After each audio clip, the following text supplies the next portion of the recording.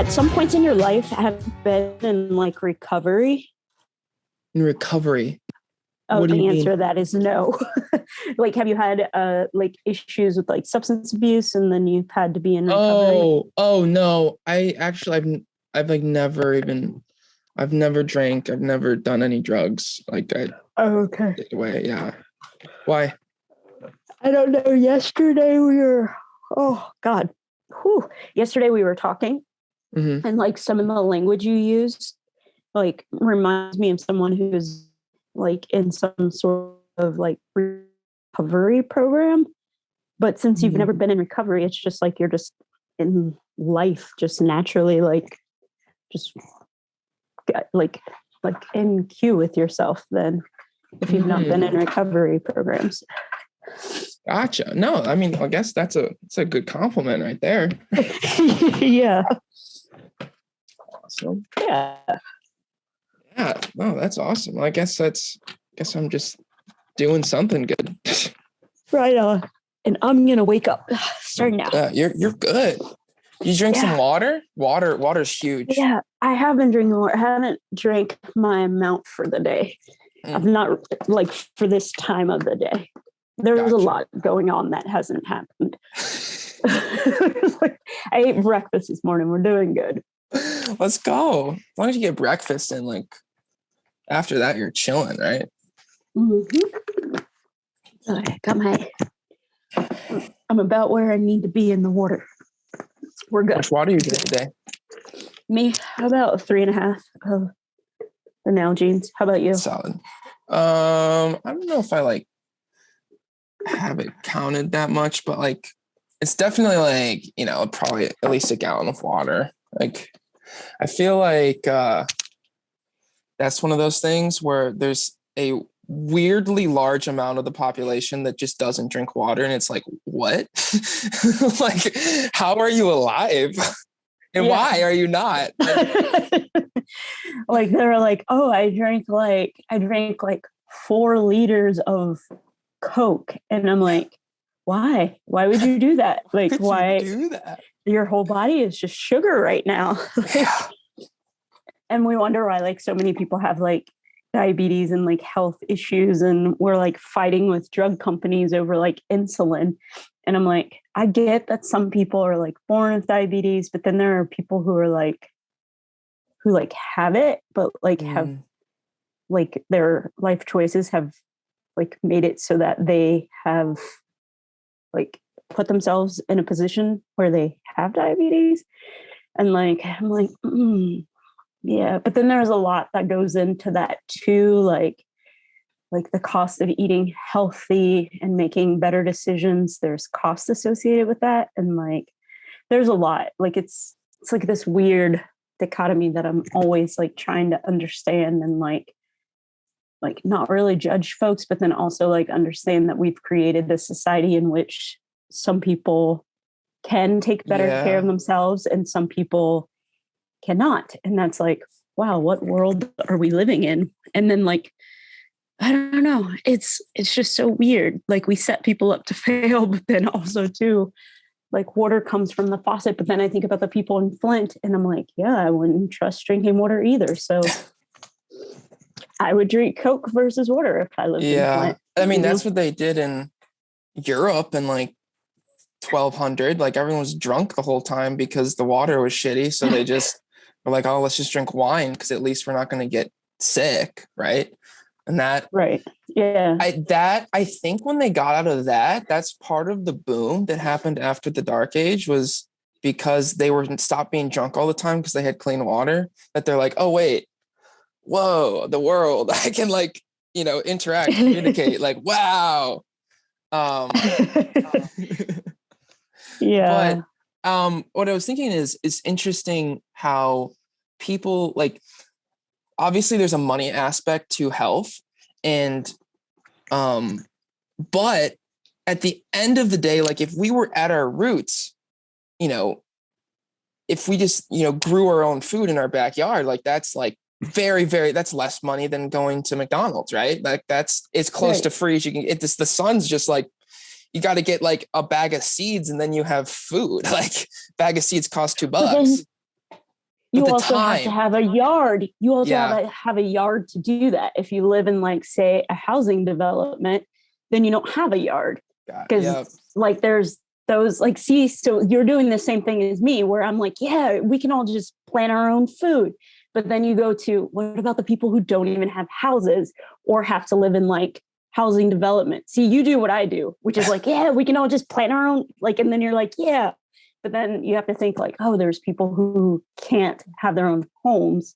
See, it's like this weird, sick, like if you do that, yeah. then you have to take steps back where you're like, oh, there are people who can't do that. Mm. So yeah, now make your brain think about that. Because yeah, we've created a reliancy on consumerism, which has driven us closer and closer to like urban areas because we need to start paying for it because we need to get jobs that pay well because jobs that pay well are in the cities. And then we start becoming less reliant, like self-reliant, more reliant on consumerism. And it does this loop, loop, loop, loop, loop, loop. And then you start having you have to go and buy food instead of actually having your own food or like even food within your community. And then the disconnect is so big that stuff gets more expensive and like makes less logistical sense. And then you end up eating at McDonald's because they made it easier.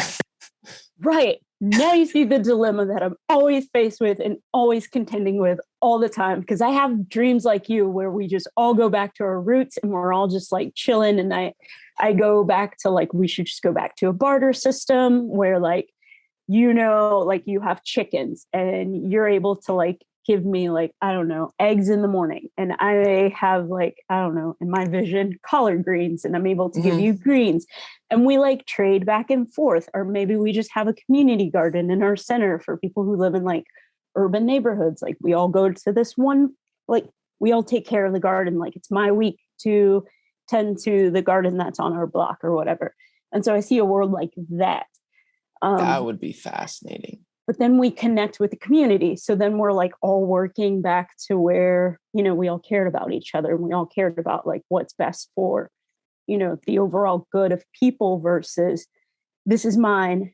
This, I must have this in order to, you know, succeed in life. Like society tells me that I must have like the newest shoes, the newest fashion, the newest iPhone, the newest computer, like the newest of anything.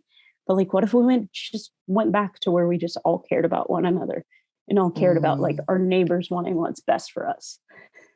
That's my world. That's where Do you think, so I was thinking about how if say like you have a suburban block or city block or whatever, and you know, like there's probably 10 houses, 10 houses, 10 houses, 10 houses. And then in the middle, it's just kind of backyards.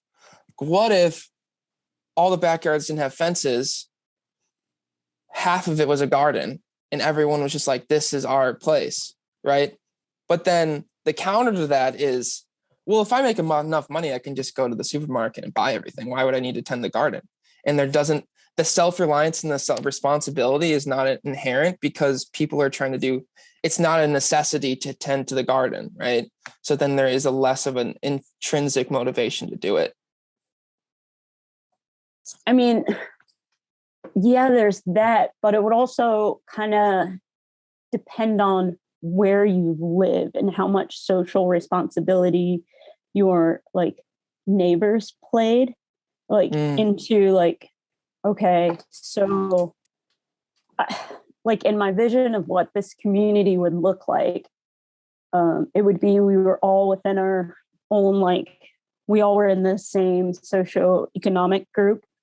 Like I guess we all, like, if you think about like the housing leagues or I don't know, the housing HOA, like the communities where you pay your taxes or pay your fees. Yeah, you pay a fee. Yeah. Yeah. Like we would all be in the same income bracket, like around the same, we would all make about the same. I envision where our, like in your vision, that would make sense. We all had the same backyards, right?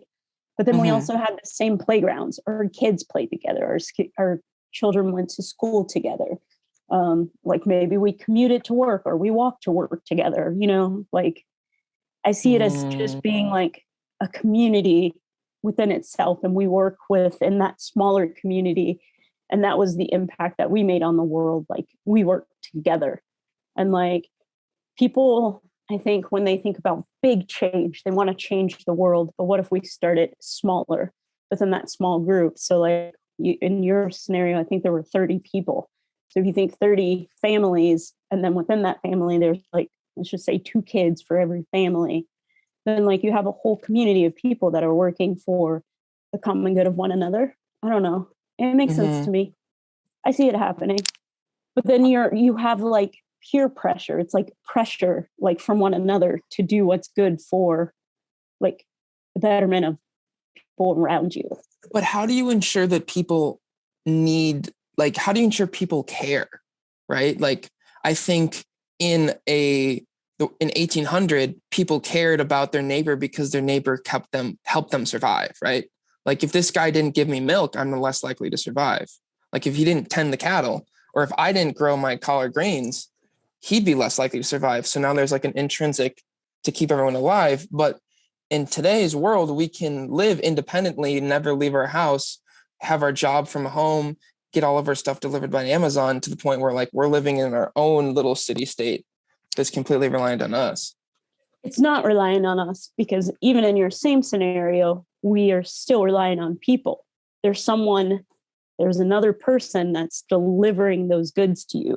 There's someone else that's producing those goods that you still need, right? And so versus us making those corporations have all that money, those corporations are essentially destroying us as people, right? So if we can somehow just get the message across that these corporations are making us bad people and they're actually harming the planet, which is harming us. Plus they're putting money in other people's pocket. Plus they're like turning us to hate one another.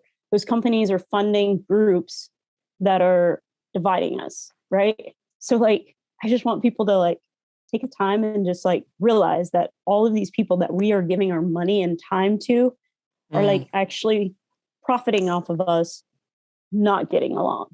It's like, but we are still, regardless of how you see the world, reliant upon other people. Like we don't live in a bubble. You still need other people to live.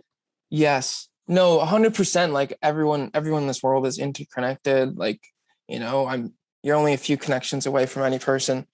But I think what is tough nowadays is like, I know like my grandparents, they used to know the mailman by name. Like they'd be like, oh, that's George. Hey, what's going on, George? They leave him a cookie or something like that. The Amazon delivery guy, have you ever even like the dog barks at him and you're like, oh God, why are you here again? Like, like, did we order something else? Like we have no communication. The guy's different every other day. Like it's not, because it's optimized for efficiency and not for community. Right. What if we stop that? But it's already like, that would be going economically reverse, which should be so hard to convince people, right? I mean, it would be hard. I guess it would be hard to convince people, but think about how easy it was for like those corporations to convince us that we needed that. Like it happened almost overnight. Like, hey, y'all need this. And that was before COVID. They tried to convince us that it was easier for us to have someone else shop for us. Like save time so that you can work more. It's like, why? I don't want to work more. They got us, man. They won. And I don't even know how they got us. They were like, if you save like an hour that you're not shopping for groceries, that's an hour you get to spend working and making more money so that you can buy groceries. More stuff. Yeah. God. Yeah. And it's like, why do I need more stuff? You don't. It's like, what are you going to do with all that stuff? I think that one thing that has really helped me, like as being like a hiker, is like you are carrying everything you need to like live on your back. And so when I'm not hiking, I now know that there's a lot of stuff I don't need to live.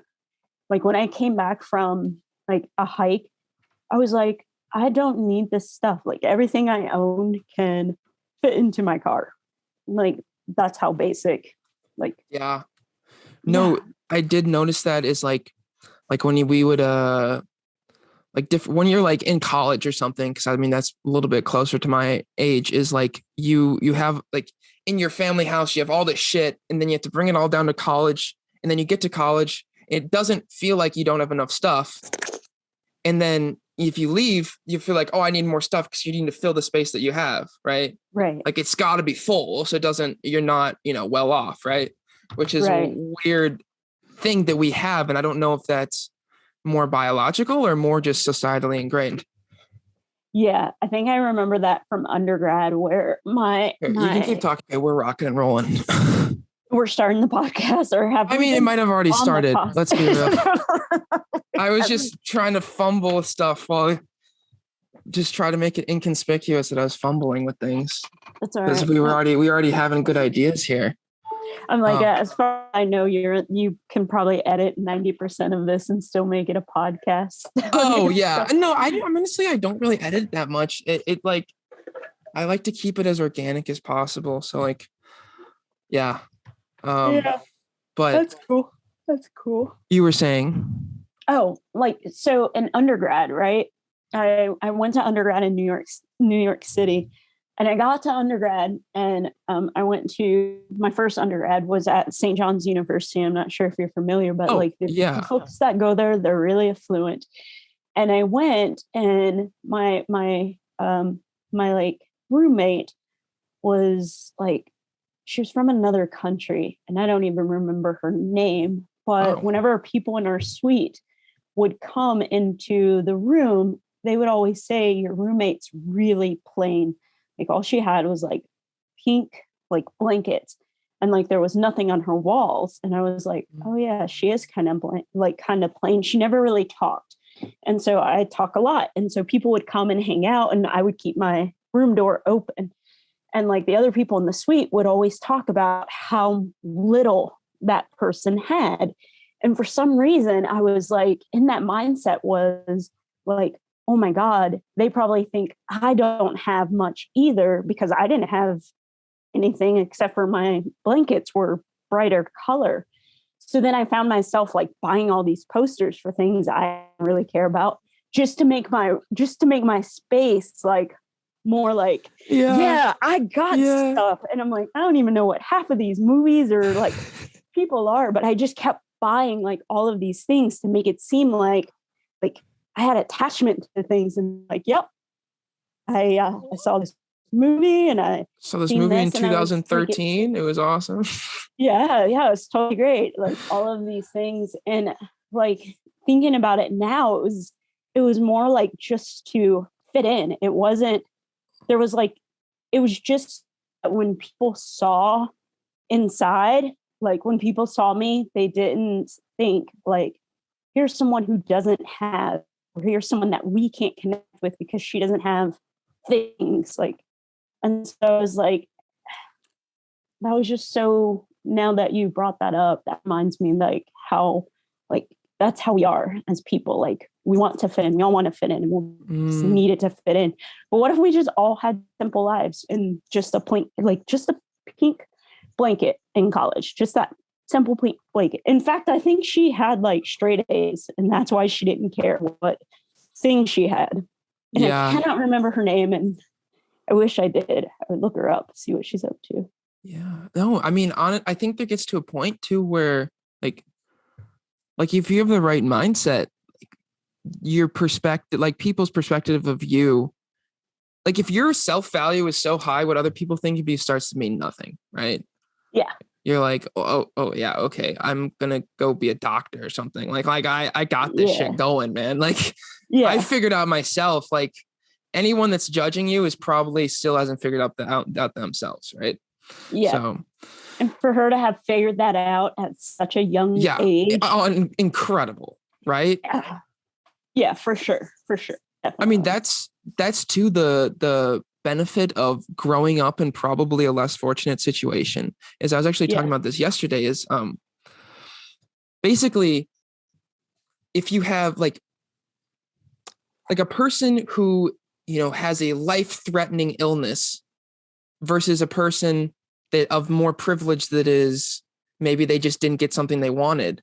If these are the worst things that have happened to them, they feel the same pain. Because like the human emotion can only go to that level. Like they're feeling the exact same thing. But if you have a lot of trauma in your childhood, you have cards stacked against you, but everything else seems so much easier. Like, oh, I had to survive poverty, and now all I have to do is go to class. Oh my God, come on. Like that's cake, as long as you can get out. But that part is the part that, holds people back.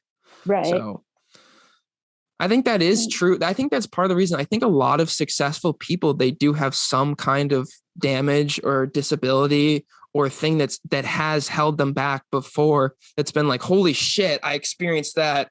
Let's go. What else? Bring it on, Right. And I know you've had your own fair share of that. It's been crazy. Yeah. Yeah, that too. But also successful people have also been handed a lot of things. So it's like you've been handed a lot of things, and then like even if I fail, there are going to be safety nets in place that will not let me fall too far. Like I'm only going to fall, like if I'm like the executive, I'm only going to fall like maybe just down to the assistant executive. It's like I'm going to fall too far. I'm just going to have my ego bruised for a little bit, and then I'll ride it back up. So I don't know. But yeah, I've had some stuff go down. But yeah, I think I was talking about that I'm an advocate for therapy. And so like my background is in adventure therapy and adventure education. So I'm an advocate that everyone needs therapy. We all need people to talk to. So I was talking to my therapist about this the other day, which was like how quickly I can bounce back from like something that happens. Like you can have something crappy happen.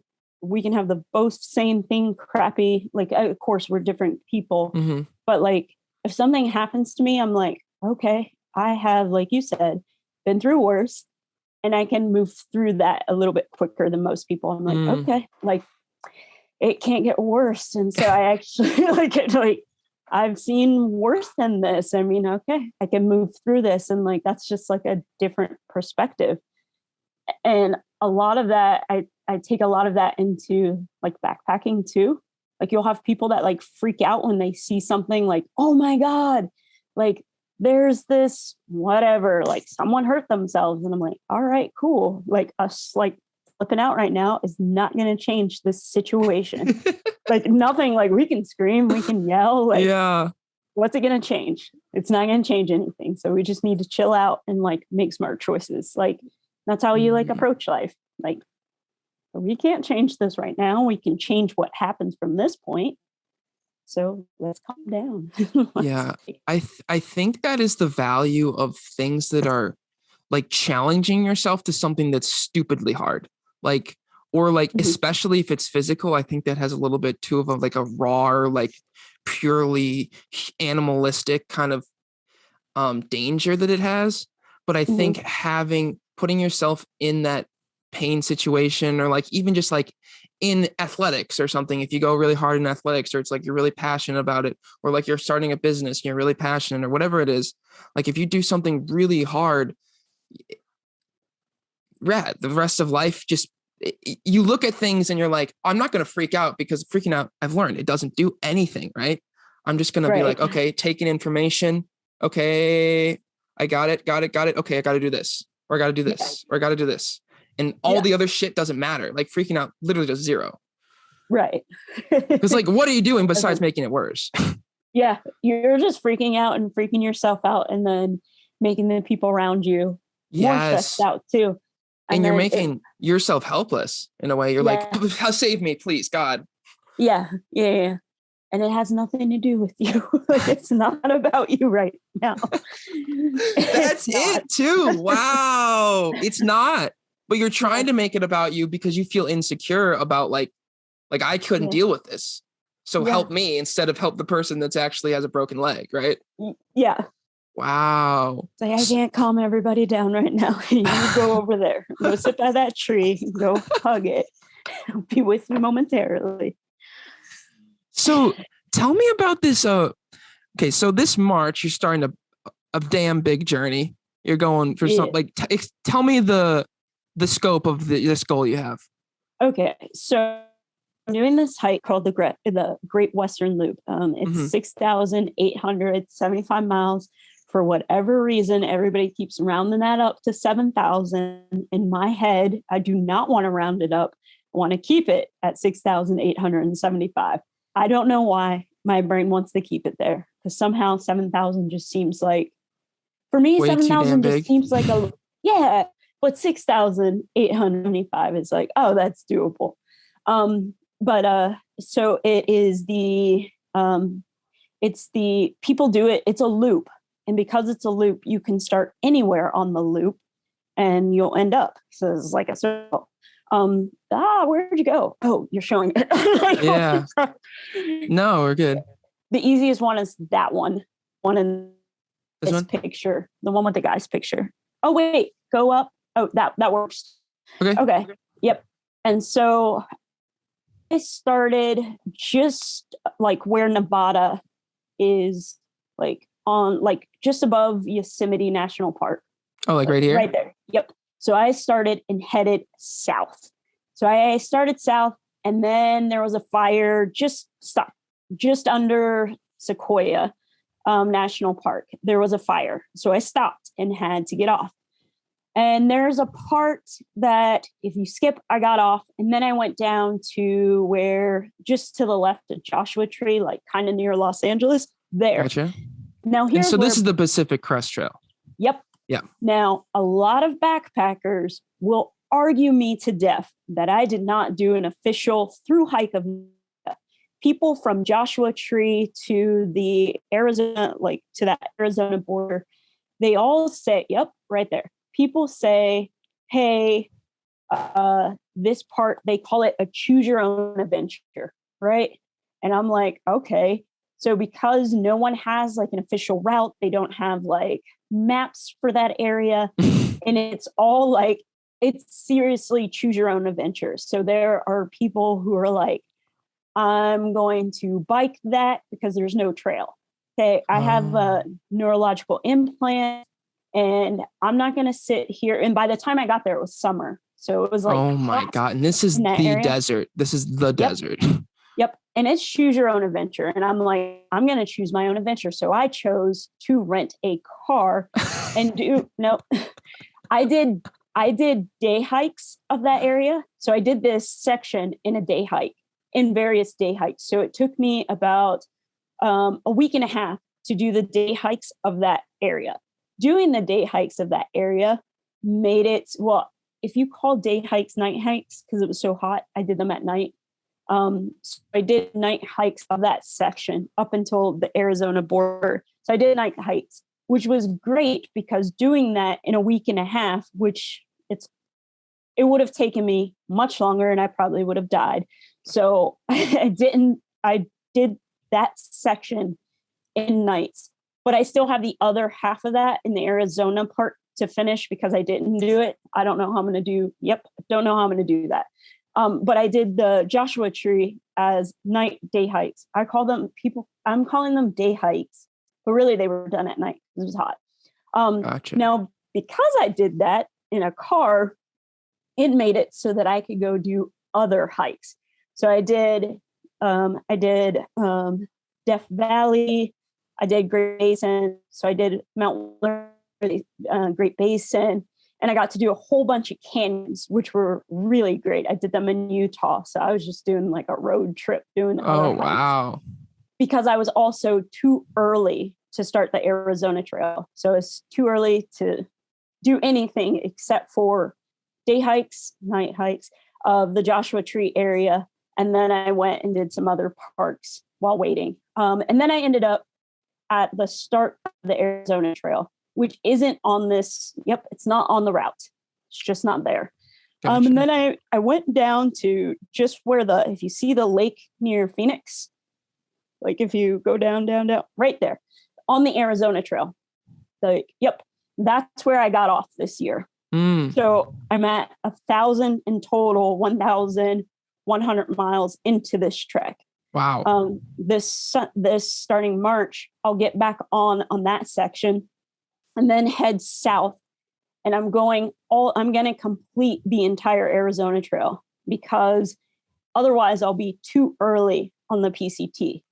So I'm going to continue down and then get back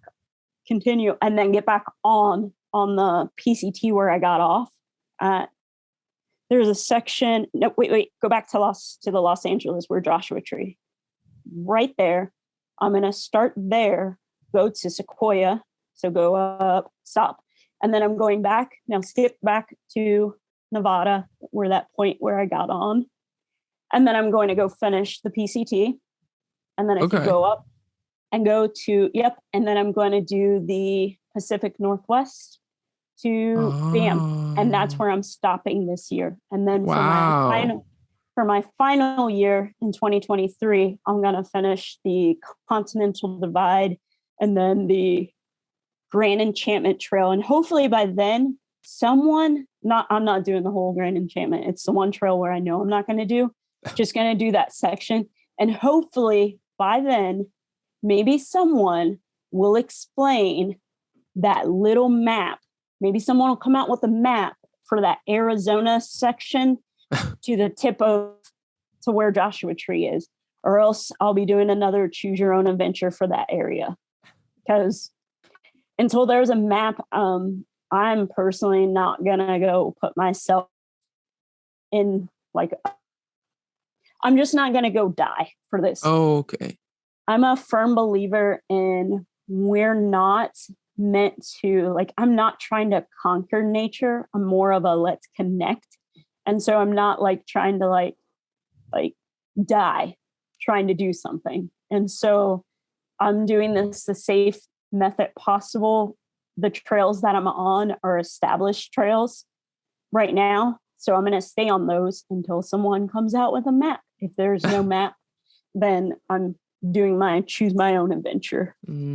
What's your biggest fear with there not being a map and not being on trail? Is it just like a safety thing, or? It's not so much a safety. It's just out of respect for the land. I don't want to end up in someone's backyard. That's first. 2, I don't want to end up lost and make it so that like rangers and folks have to devote time, effort, and energy to come and find me. And then I don't know. There's just like a lot of like things to contend with. I don't want people to worry about me. There's just like, I don't know. And it's not an established trail. And I believe in like the whole, like, travel on durable surfaces, like travel where there's trail, like travel where like people have already established a place. I don't want to go making new trails. Gotcha. Is there roads you could just follow, or is that just not interest you because it's too busy? Come on, man. I was doing the roads. I was driving. I'm okay if there are roads, but there's not, like, if there is one, I'm not aware of it. If there's a road, I don't mind walking the road and then camping on the side of it. I don't mind. I just don't see one. Because there is Route 66 that goes in a similar route. I thought it went north to south, or am I making that up? It goes from it goes from San Bernardino, which is right outside of Los Angeles, to Flagstaff. Okay, well, good to know. I'm gonna look that up now. Yeah, it does have places where you would have to be on the highway, which makes it tough. Like, because the highway just cut out Route 66, but there's that long stretches. I would recommend a place called Oatman, Arizona. There's donkeys that live in the town with all the people. It's pretty fun. I love it. Oatman. Yeah, like oats and then man. I love this.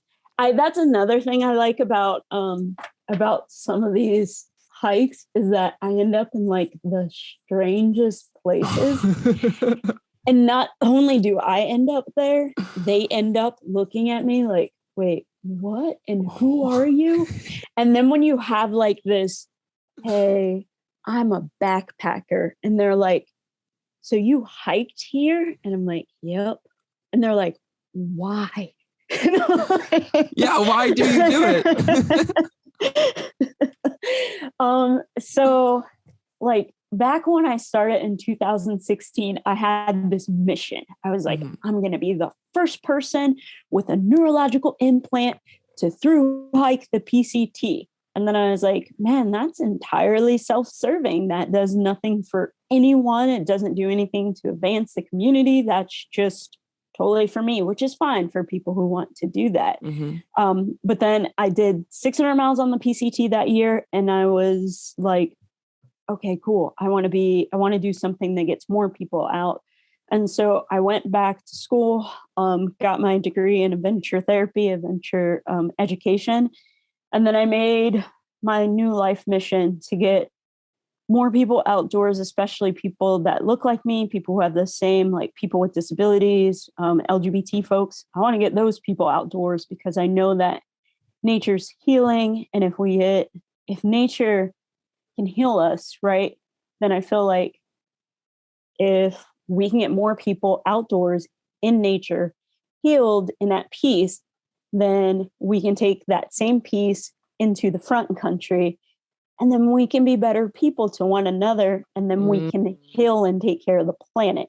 And so that's my mission. So when I go out into the backcountry now, I'm spreading that mission of, let's love one another. Let's work to get more people out here, because the same peace that I feel is like the same peace that I want everyone to feel. Like sometimes when I'm in the backcountry, or like in these small towns, like I'll need to hitch a ride or I'll need food in the backcountry. Sometimes I run out of food, and I can ask someone like, hey, I'm out of food. No one wants anyone to die in the backcountry. They are quick to give you food. They are quick to like give you water. People care about you in the backcountry. Those same people likely won't do anything for you in the front country. If you're like, hey, I'm hungry, I need food. We just walk by those individuals. But if you take that same mindset into the front country, like if we can get more people that look like me outdoors, and then those same folks can see, oh my God, these people are real humans, then like we can heal the world. And that's what nature does.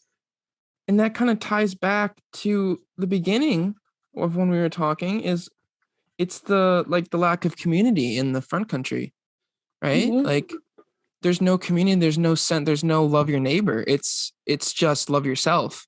In a way, it's like, I need to take care of myself and my family, and that's it. Versus the community is such a back end thought, versus in the back country, I don't know, something about how few people there is, how, everyone's helping each other. And everyone is like, yo, you need a little bit? Okay, I'll take a little bit. You can take a little bit, I'll give a little bit. Like it's this whole give and take, right? Where someone's struggling, you help. If you're struggling, someone's going to have your back. Right. And imagine that sense of security. I think a lot of people have a lot of stress because they don't have a sense of security, especially in the front country. But if you knew your neighbor, like if you lost your job, your neighbor's going to give you a meal every day because they care about you. Imagine what that would be like, right? Right. Exactly. And I think of society too, or I think of people too, whenever like you're trying to do like a couple of things, whenever you're trying to like do a summit, right? So like trail etiquette is that if someone is struggling to get up, like if you're climbing up, you automatically move out of the way so that the person that is climbing up, because it's harder for them to climb up, you move out of the way if you're coming down to like give them space to climb up. So imagine if you're already successful, that you move out of the way and you give someone space to like climb up in the world. Like nature teaches us that. It's common sense. Like that's something that like, you can't always see that in the front country. But if you watch that take place in the backcountry and you're like, oh, logically, it makes sense. This person's struggling. Why don't I just move out of the way? But now I do that. Like if I see like a young person who's like trying to come up in like the outdoor movement, like I'm not really big, but if I see someone who's trying to like, you know, do the same thing that I'm doing, like I provide resources like, hey, this is like shine, sister, shine, brother, like this is your time, like do that. Like I'm not gonna stop you, like I'm not gonna step on your like spotlight, like I'm gonna help you, like here are some resources, like, and I do that with like because that lesson came from nature. Like if I'm in a group of people and there's one person that's like hiking alone, hey, do you want to hike with us? Or like I say hi and I move out of the way and give them space on the trail, you know? Like, that's those lessons that you learn in nature. Like imagine what those same lessons that we bring from the back country would like make us like in the front country. That's why it I would want change more people everything. out. Yeah. That's probably why people are honking so much in New York, is like they haven't seen a tree in a long time. Oh my God. I'm like, please go spend time in Central Park. Just go do. Like even then go. It's like this is a backyard base. It's just a big backyard. It's not like you're in the woods. Yeah, I know, but still. It's like you bring the lawn. If you bring in a lawnmower into the place, is it really nature? Like golf courses aren't nature, right? Yeah. I remember the first time I did undergrad in New York City, and I remember the first time I went to Central Park and someone was like, meet me at the zoo. And I was like, okay. So I'm like taking the train to Bronx. And I was like, okay. So I was like, okay, I'm at the zoo. And they were like, okay, I'm at the zoo too. And I'm like, all right, cool. Where are you? And they're like, yeah, I'm in front of the zoo. And I'm like, me too. And then finally I was like, wait, what zoo are you in front of? And they were like, Central Park. And I'm like, oh yeah, I'm in front of Bronx. So I'm totally, because I didn't think there was a zoo inside of Central Park. Why would there be a freaking zoo there? I was like, this is dumb. Why are there so many zoos in New York? And also, why a zoo inside of a freaking park? Makes no sense. That's crazy. That's the same thing in Chicago. There's the Lincoln Park Zoo, which is just a neighborhood in Chicago that has a zoo. It's like, what? Why? Wait, Lincoln Park is a place? I thought it was just a band. I think the band might be named after the neighborhood in Chicago. Because Lincoln Park is like the richest, bitchiest neighborhood in Chicago. Like if you're a white person working in tech and you make $100K a year, Lincoln Park's your spot, right? It's got some funky, weird restaurants and, like that kind of energy. But along by the lake, there's, a pretty large park. And in the park, it just starts to turn, like, all of a sudden you're like, wait, that's a lion. What the hell? Like, we're in. Okay. Yeah, it's so funny. But it's free too, which is like, okay, well, you can just like walk inside and like, oh, wait, that's a gorilla pounding its chest. Like, actually, the crazy experience there is like, I was with my buddy and we're like, let's just walk through. And so we went into the gorilla spot.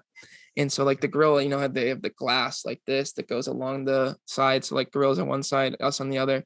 And, you can like kind of lean up next to it. And I like leaned up next to the wall and like kind of sat there. And then a gorilla came down and he sat right next to it. So we were separated by 2 inches of glass. And I was just like buddying with the gorilla. I was like, this is insane, bro. What the hell is going on?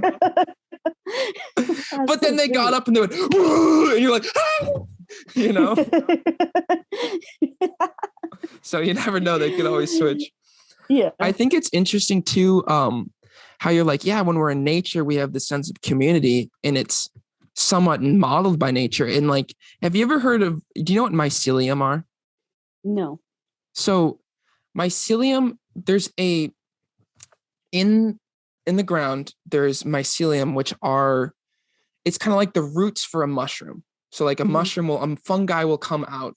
Like mushrooms are like the fruit. Fungi are the apple of the apple tree. Mushrooms are the apple. Yeah, exactly. So this mycelium network exists across all of these forests are just mycelium networks. And so if there's a tree over here and a tree over here, their roots go down here, but a mycelium network in the ground can connect them to the point where if this tree, if somebody hits this tree with their car and it damages one of their limbs, this tree over here is going to be like, hey, wait, this guy's struggling. and through the mycelium network in their roots, they can connect and they can share nutrients between to lift up the tree that got hit by the car. What? That's wow. It's nuts. You should look into it. Like, I don't know how does that transfer physically into us, or is it just kind of like we can feel that energy somehow, or we just feel more relaxed and more our like actual human selves of like sharing.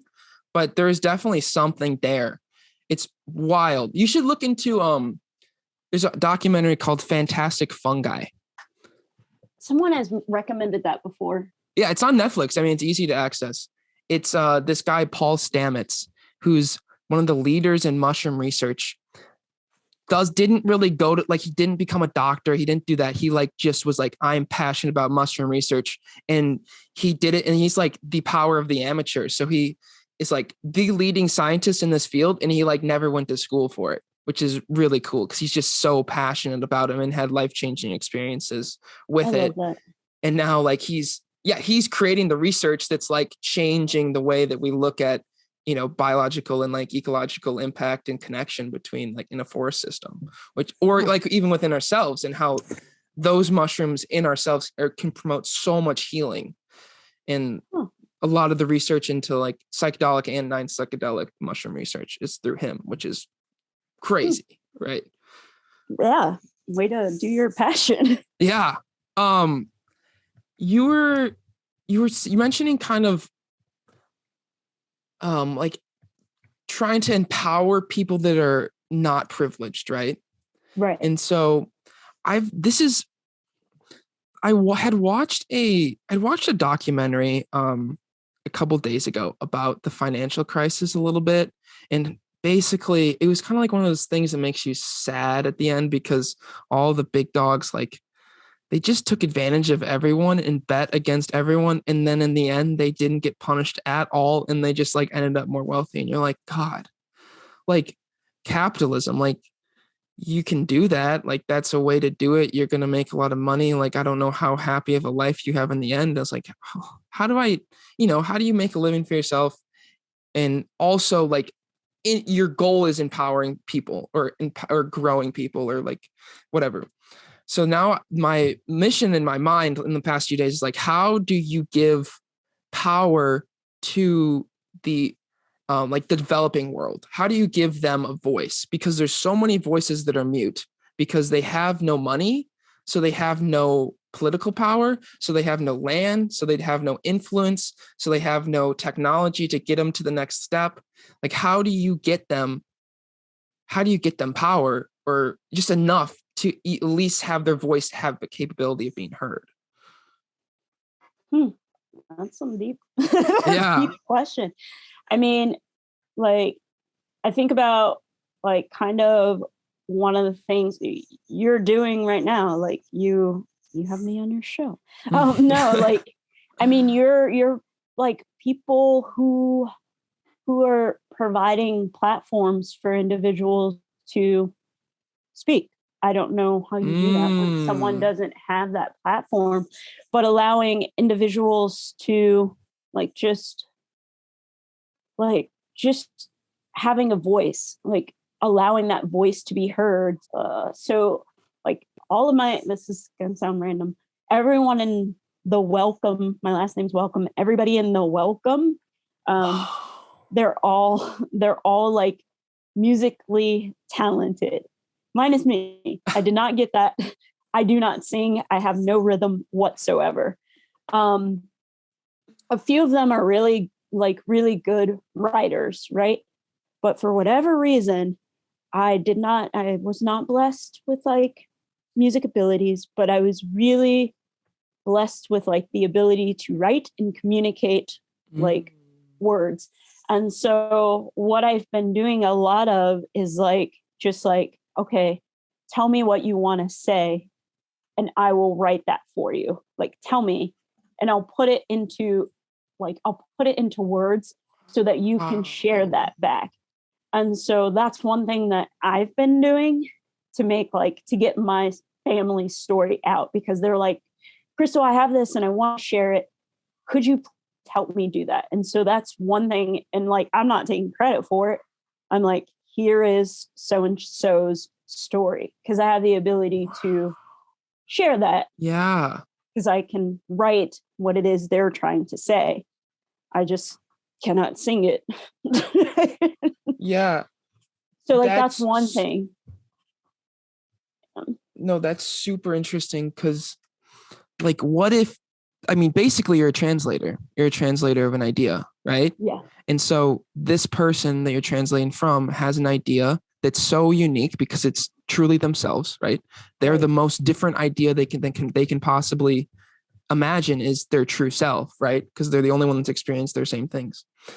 And so like, what if you have, someone that's fluent in a developing country, or, a developing part of this country's language in their dialect, and you can kind of translate that to a professional level, or a masses level, to where you can bridge that gap, so then at least we can understand what's actually going on. Because you think about Russia, Ukraine right now, right? There's like a whole like, oh my God, war's about to happen, what's going on? The only thing we as American media consumers get from the news is, holy shit, there's this tension building. Holy shit, Biden is doing something, but is he doing enough? Holy shit, oh my God, is World War III happening? Putin's an asshole. Like, and that's what we get. We don't get a single perspective from a Ukrainian person. There's not a single Ukrainian person that goes on and talks for an hour about what it's actually like, or a single Russian person that goes on and talks what it's actually like. Right. How do we get those voices out? Because if, humanity, we need to hear a story. If we don't hear a story, they're a number and we don't give a fuck, right? 100,000 people die is like, ugh. But one person you die that knows is more valuable than 100,000 people that died in 1985 or whatever it is. Right. So like, how do you get those stories out? And I think that's super important. Like, if you create a global translation system in which we empower people in situations that are unknown to us, to the masses, and then we're like, wow, I never even knew that was going on. Right. Yeah. Yeah. And I think too, going back to, it's who shares your story, who translates that for you. And it's kind of, to go a bit off topic, sort of, it's kind of like how like here in America, we can readily understand the Holocaust for a couple of reasons. One, they kept meticulous track of the numbers. So they wrote down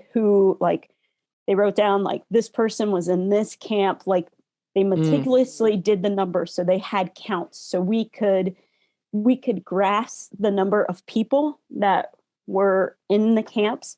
And then two, those individuals wrote down their stories. Like, we have Anne Frank, like, we have the stories. That's an account. So we're like, oh, we know what happened. That's a story. For slaves, no one took count. We're just like, slaves came over. How many? No one knows. So we can't grasp that. There were slaves that came over. For all we know, there was like 5, like, there is no number. And we don't have stories from slaves because they weren't writing their stories. All the stories we have were of like 3rd and 5th accounts. Like, well, this is like an oracle story I heard. We don't have those. We don't have that connection because no one wrote it down. And that's like, what we don't have is a person that's telling the story from their perspective. Like, this is what's happening. Sadly, slaves weren't taught to write. And if they were writing it in their language, and we didn't have access to that.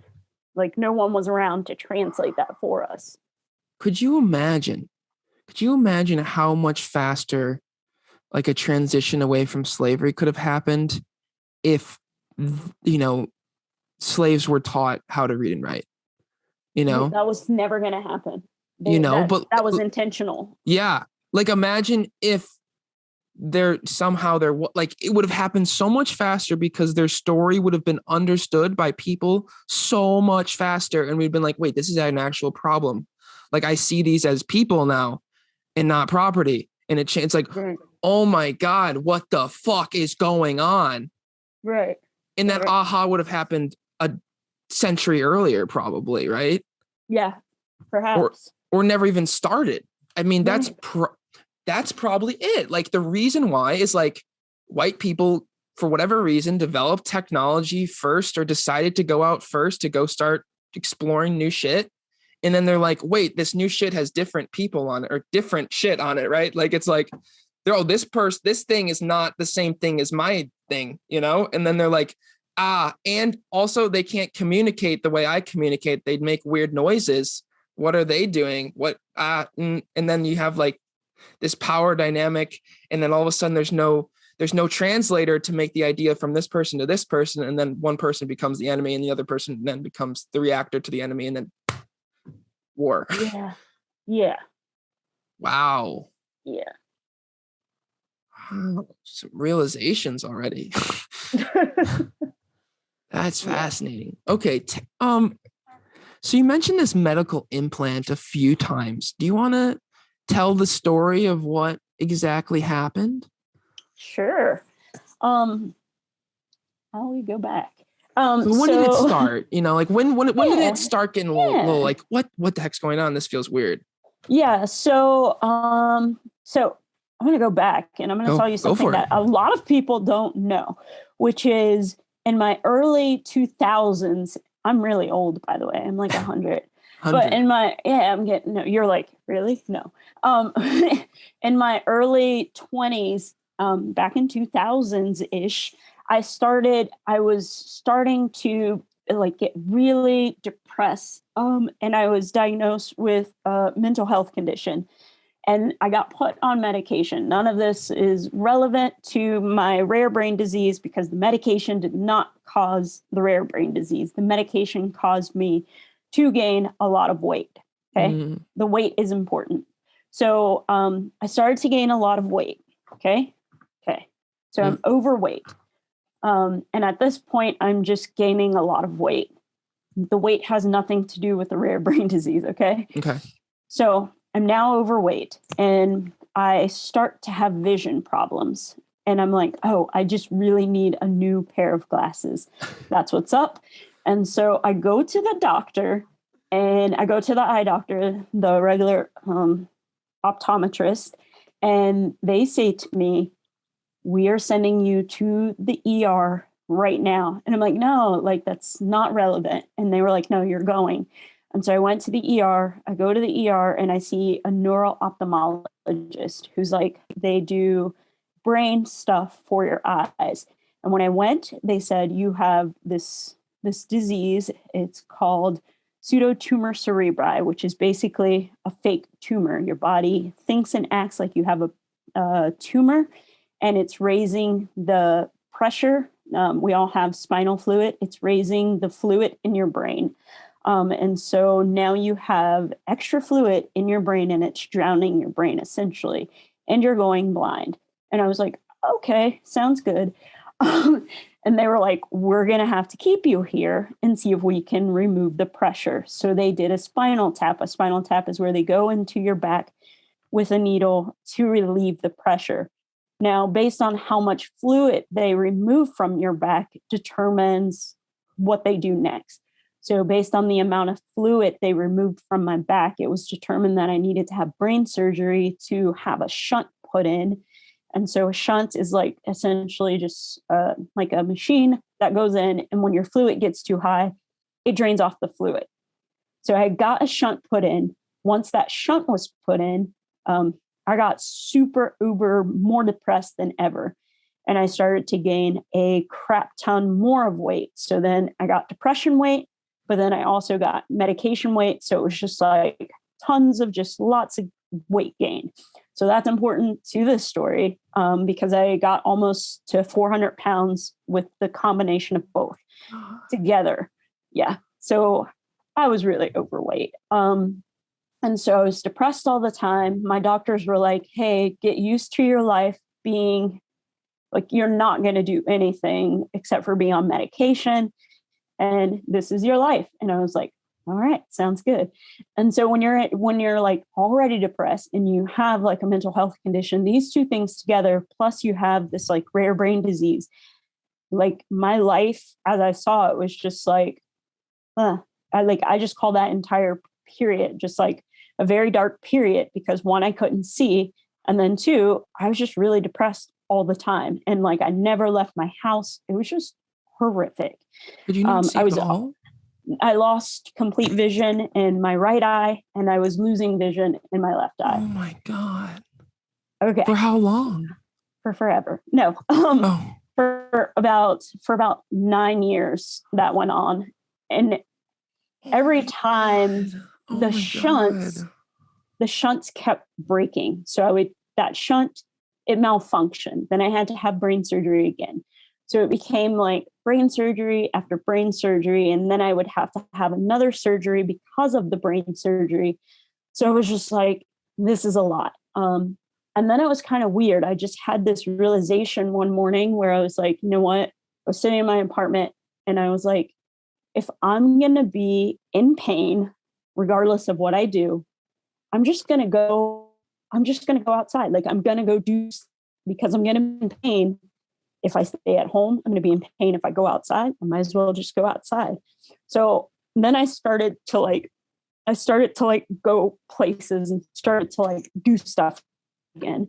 And when I started to do stuff again, I was like, okay, I'm starting to feel better. And then I had to have another surgery again. And I was like, God, my life sucks. And it was really crappy because I had to move back in with my parents. And I'm like, oh, I'm an adult. I don't want to move back in with my parents. And I had another surgery, but this one was kind of worse than all of them. And I say worse because like they had to cut my head in like 3 different places where before they were just doing like one. And so this one it was like really horrific. And I was telling my dad, I was like, Dad, I don't think I can do this anymore. I'm getting really tired of this. And my dad every morning would like wake me up and then say, repeat after me. And I'd be like, okay, Dad. And he said, I can, I must, I will. I was like, all right, Dad. So I would say that. And then he would make me get dressed, and then he would drive me to the front of the housing, the vision. So like, it was like one of those newly developed properties. So he would drive me to the front. And because it was newly developed, they were making a park. And it was like a mile long from the front of the housing division to his house in the back. And what was in the middle was a park. And I was like, man, I'm not in the mood to like do this whole mile. So I would just stop in the park and like hang out there before I made it to the house. So I would walk every day and then just like hang out in that park. And at the time, I didn't put together that being in the park was making me feel better. I was just like, this is just a good place to stop. But then over time, I would like stop in that park, like bring my journal and write out things like, oh, this is a cool tree or whatever. And then over time, I got better. And then I went to a doctor and I was like, I really want this shunt just taken out because I'm having more shunts than I feel with anything else. So can you remove these shunts? And the doctor was like, I think you might be right. I'll remove the shunt. And I was like, thank you. Like a little bit. But then I was still having like residual headaches. And those residual headaches were still causing like symptoms of the pseudo tumor, but not as frequent. And so I didn't need a shunt because it would just happen. So I would still need a spinal tap every now and then to relieve the extra fluid. And he was like, oh, and I had started to like work out a little bit. So I was starting to like walk more because I was walking in. So I was starting to lose a little bit of weight. And then he said to me, I'm doing this like kind of thing. It's called a neuromodulator. And I think you might do well on it. You have a 50-50 chance of doing good. If it works, it works. If it doesn't, eh. And I was like, I'll try it.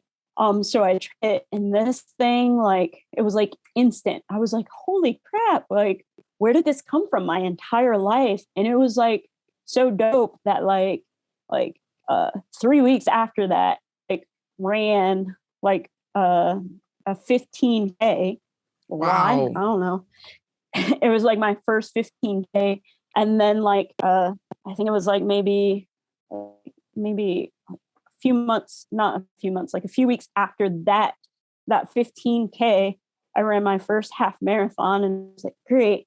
After that half marathon, a friend was like, hey, come with me. We're going to go do a cool down at this park. And I was like, that's stupid. I don't want to go to a park. Why would I go do that? It was a nature preserve. And I was like, I'm not going to go do that.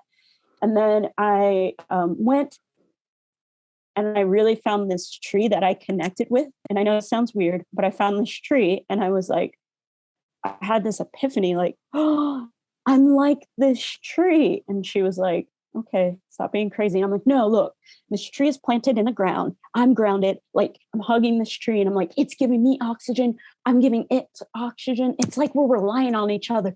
And now that we're having this conversation, I'm going to go hike this trail I heard about. And she was like, what the hell? And I'm like, no, I heard about this trail. I'm going to go hike it. And she was like, okay, where is this trail? I'm like, it's somewhere in the West. And she was like, okay. And then so like, that was in like October. And then I started the PCT that April. So that's, wow. Yeah. And I've lost like almost 260 pounds now. That's my life. You lost 260 pounds. Yeah. Oh Fun my times. God. Oh my God. I don't know why I felt. I don't know why I felt compelled to go back to I seldom ever tell people the mental health side of that story, but I feel like it's important to talk about. No, for sure. Health. Yeah. I don't know. I think just being outdoors and walking and like starting to run, and then I can't, I must, I will, like something about just, yeah. Just, yeah. You can convince yourself anything, you know? Yeah. Like you can convince yourself you're a piece of shit, but you can also convince yourself that you are powerful beyond imagination. Correct. When's the last time you felt powerful powerful beyond imagination? Yeah, I kind of feel that way every day that I wake up. I'm blessed to be alive. But I think I was climbing Mount Whitney. Mm-hmm. And I know it's gonna sound weird, but I was doing it, and I did it in the dark because I don't like to do crazy stuff when it's hot. So I wanted to do it while like it just seems like the climb would make more sense in the dark. So I was doing it like as the sun was rising. So like I started like at 10 o'clock at night. I know that sounds weird, but I started at 10 because I didn't have a permit to do Mount Whitney. I had a PCT permit, which gives you can't stay at a campground that's closer to Mount Whitney. So you're 8 miles away versus people who have the permit and you can camp 3 miles away. So I was 8 miles away. So I was legit allowed to summit Mount Whitney. I just wasn't allowed to stay at the campground. So I don't want people to think that I was cheating the system. Dude, that stuff is whack, dude. No, it's not. There's a permit to go for a walk. That's crazy. Okay, we can argue this another time. But anyway, so I had to go 8 miles, but I knew that because of my modulator, I would have to change the settings on it. So I was like, I'm gonna leave early. But so what is your modulator? It's the implant. It's okay, got you. The 50-50 chance implant. Yeah. But I forgot that I didn't want to leave the implant, and I didn't want to carry it because it's extra weight, and I didn't want to carry it. So I turned it into a ranger and asked her if she wouldn't mind carrying it or holding it until I got done summiting. So I didn't even have it. So I was like, dang. So I was like, okay, this is a pleasant little hike that I'm going to go on. So like, as I'm doing this, as I'm getting like higher and doing more switchbacks and more miles, I'm just like, yo, I'm like doing this shit. And when I get to the top, I'm like, yo, I did this shit. And then where I had the, oh shit, I did this moment was coming down. Like most people are like, you got it going up. I'm like, no, I got it going down, because going up, I did it in the dark, and you don't see all the dangerous stuff until the light is out. And then you're like, holy shit, I could have died here. And I wasn't the only person who had this moment. There was another woman who came like she came after me. And we like, it was cold up there. So we like took our photos and like, yo, I'm bouncing. She's like, me too. And I'm like, great. And so we're both walking down as like the sun is up now. And so we can see what we climbed. And we're both like, holy shit. And Sequoia Park is one of the parks where if you use your Garmin, if you like use your emergency beacon, they'll come get you and it's like a free flight. So I'm like, I have not used my beacon, but I want to use it to get down because it's scary as fuck. And like my like, oh, can't believe I this was actually coming off the mountain. I was like, oh, I made it. So like climbing up was like, yeah. Climbing down was like, oh yeah, I did this. It was the down that was like, I didn't die. Because like seeing what you climb at night, like seeing like you could see all the like rocks, how close you are to the edge, how like it's like half of it you're like scaling the side, but like you have to like hold on. And I'm like, why would I have done this? Like if I had seen this during the day, I definitely would have turned around. Because you're like at night, your body like is more heightened, like your senses are more, and you're more like connected, I guess. Because I didn't see half of that stuff, but coming down, I was like, oh, and I had to pee, so I had to pee on the side, but there were hikers coming up, so like, she was like blocking me. She was like, I'm just gonna block you, but you have to go really quickly because hikers are coming. And I'm like, oh god, but like. There's like, you can see like water coming down off the mountain. And I'm like, these people are going to think that was me. So whoever was like, hopefully no one was like, oh, I'm filtering my water. I really had to go. But anyways, I thought I was going to die. And I was happiest when I didn't die coming down. Because I was going to hit that Garmin at any moment because it was scary. Wow. Because you do have that very limited field of vision too. When you're going up, you just got a headlamp, right? Like the only thing in the world is like this 5 foot by 5 foot like circle, versus like the sun comes up and you're like, oh my god, I'm like 5,000 feet above those trees over there. Like, what the hell happened, man? There's a lot of rocks. They all look really slippery and like they're gonna fall and there's gonna be an avalanche and like. Or rock slide. I've never seen a lake that just looked like a puddle of water. Like when you're up there, there's this lake. It just looked like a puddle. And I was like, oh, hell no. This is how you know you're about to leave. This is how you know your life is almost over. When all you see is a puddle. Like, and that's the end of it. So wait, so it's really small is what you're saying? It looked small when you're up high. Oh, that's what you meant. Oh my God. Yeah.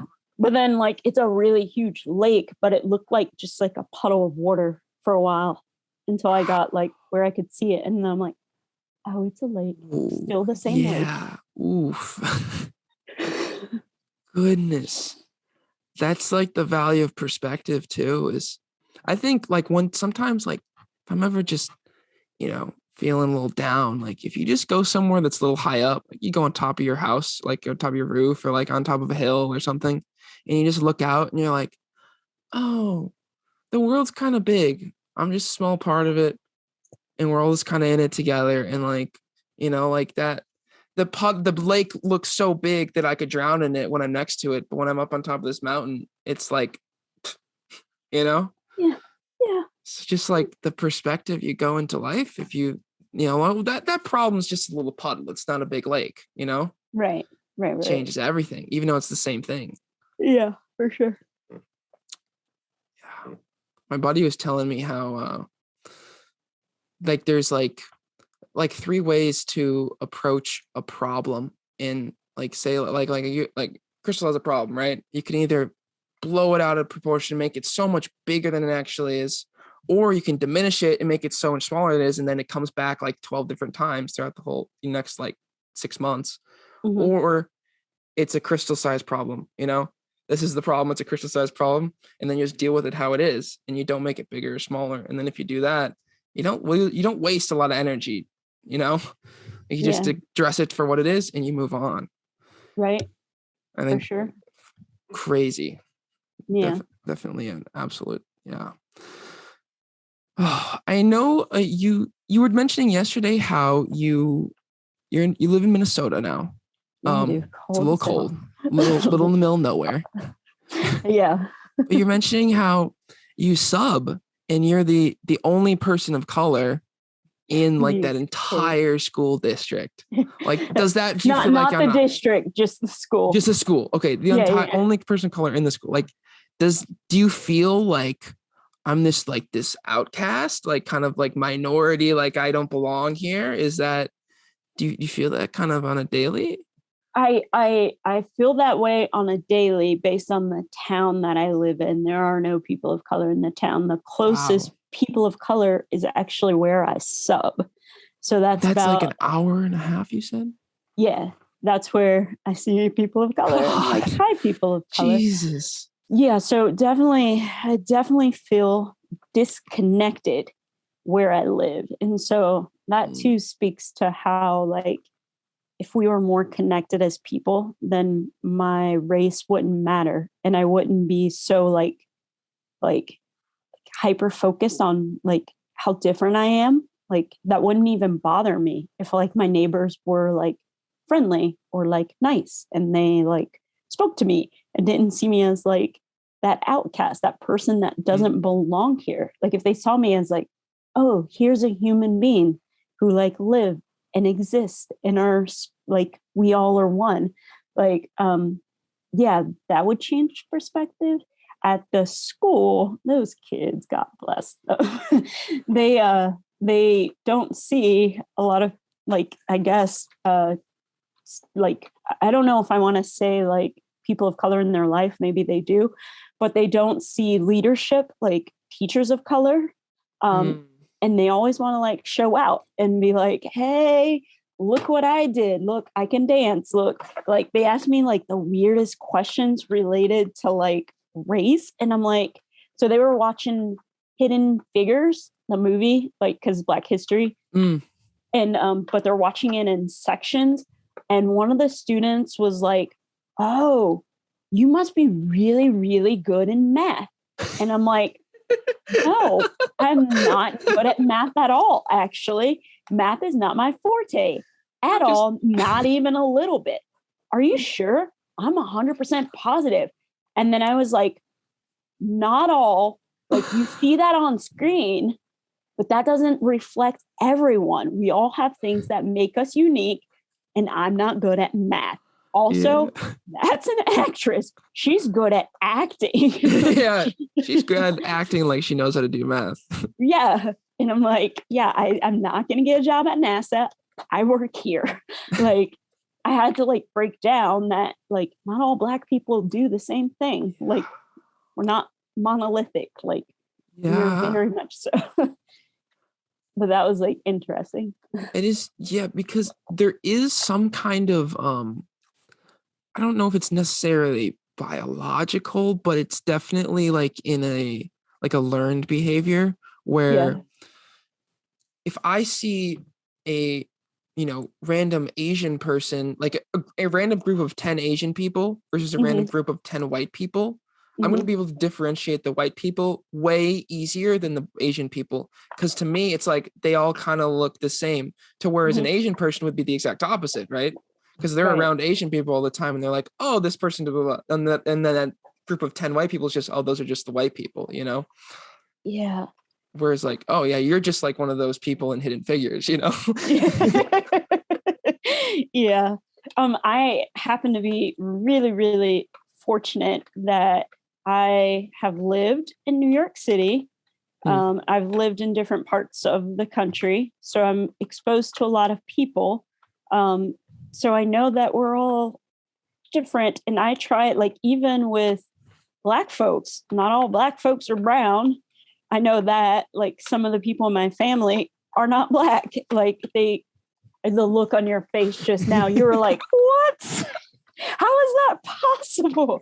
We have a lot of Creole folks, and they're like, when you see them, they can pass as white folks, like their skin tone. So like I can look at someone and be like, yo, brother, what's up? And they'll say like, hey, what's up, sis? Because I know that they're not, I know that they're not white folks. They just pass. Like I can tell when someone is like, you just know your people. And like they're like, I don't know. It's just like just knowing, like not approaching the world as if like, oh, your skin color is this, so you must be that. And I'm like, nah, hey, person, I want to get to know you as a person. And if you happen to tell me what your race is or like who you are, like I'm less concerned. And I have visited China, and being in China has taught me to never, ever, ever, ever judge Asian folks, because God, I suck at it. I'm like, so you're here in China? What, you're Vietnamese? Oh shit, I'm never gonna look at an Asian person the same again. Ever. You don't even think that could be possible. Yeah, I know. Whoa. My mind was blown. I was just like, I'm done. Never doing it That's again. not weird here, but there you're like, no, you're just Chinese, man. It's like, no, actually, I am not. I'm from India. I just live here. Like, done, good. Never gonna do it again. Whoa, gotta get out. What the hell? Yep. So, like, I enjoyed my time there. You were saying how you were saying how like you just like know, like, and you like, yo, what's up, brother, or whatever, to, you know, someone that you can kind of tell, right? Is what you're saying. What is that connection? Because you see that, like, you know, if a person of color goes up to another person of color, like there's definitely like they, you know, dap each other up, or they're like, what's good, you know, versus like between like, if it's like white to a person of color, it's always different. Like there's like, so I call it the X and O's theory. So like when like, so I think of like non like people of color as being like O's. So like they're like prominent, you see more O's, but with people of color, you're like the people that you're connected to, those are the X's. Like in most spaces, we're like few. So when we see each other, like we know each other, like we know our people, and we're just like, yo, what up? Because it's like you just feel it. You're just like, yo, good to see you. Like we both like we're just like, yo, like, hey. It's just like it's just like, I know you. Like you just feel it. You're just like, it's just like you just feel like an instant connection where you're like, yo, what up? Like it feels so good to like just see you and just connect with you. And it's just like, it's just like you just know. It's just like, hey, like you're like my family. Like, hey, how are you? Like, yo, like, hey, hi. Like it's just, you just feel it. You just know it. And you're just like, hey, what's up? Like, hey fam, how you doing? I don't know. I don't know how to explain it, but you just know your people. So could you might say like that for whatever reason, your skin color or your race, especially for people of color, is maybe the biggest indicator of a commonality of struggle or a commonality of like adversity that you've faced, or you've shared the same promises or like the same similar successes and failures, and you face that every day, and that might be like something that you know that person faces also, so you're instantly bonded. Yeah, I mean, it's just like, it's especially true when you're in like mixed spaces. Like we seek each other out. There's a book called Why Are All the Black Kids Sitting Together in the Cafeteria? Because it's like, if you go to like if you're at an all black high school, it doesn't matter. Like we separate ourselves based on like interests. Like you have all like the athletes sitting together. You have like the wannabe rappers sitting together. But those are my favorite. But if you go to like a predominantly white school, which is where I have been in most of my life, like you will see like we just congregate together because it's like, yo, we are connected based on these people are acting out every day. So this is where we go to like be ourselves, talk about like, just this feels safe. Like this feels like we can just be ourselves. Like we don't have to put on a show. Like we can just sit here, talk, not have to like, not like we could just be ourselves. Like it's just like, just this is who we are. We can just be here. Like this is like, I can be my true authentic self, show up. Like I don't have to talk proper. I don't have to like make people like, I don't have to like, I was in gifted studies, and gifted studies is, I don't even understand. So like my school, like when I went to gifted studies, I switched schools a couple of times in high school, but there was one school where gifted studies was literally, I saw Black people for like just when in the morning. And then like half of the school was like all Black people. And then like that part of the school is kind of like, do y'all even care about what this half of the school looks like? And then the other half of the school was like, it was like almost like being in a whole different school because like the lockers were better. It's like everything was better over here. And that's where like all predominantly white folks went. And that's where gifted studies was. So I would just go there. I'd be like, what the heck is going on? But I would see Black people during lunch. And I'd be like, I'm going to go sit with my people. And like even people in gifted studies would be like, yo, you never sit with us. And I'm like, I sit with y'all all freaking day. I don't and like it felt good. It feels good, like just to be like, yo, what the heck up? Like, what the fuck? Like it felt good, like not have to like just to be like, this is how I speak at home. This is how I want to talk right now. Like I don't have to put on a show. I just get to like be myself, and I don't have to like it like it's called code switching. It's like how you have to present in the world. You can't always like, there's always like a duality of being more than one person when you're a person of color, because you gotta represent two different sides, like your true self, who's like I don't know. Your true self is like who you are with like your family, and then like the other self is how you show up in the world, so the world doesn't think that you're like this like thug or whatever, or like this crazed person. Wow. So like the professional or academic side of this country world is based around white culture, and so you're forced to assimilate to that in order to not be outcasted, even though like your culture, your language, dialect is based on something else. But if you don't convert, you're going to be labeled as something you're not. Correct. Like wow.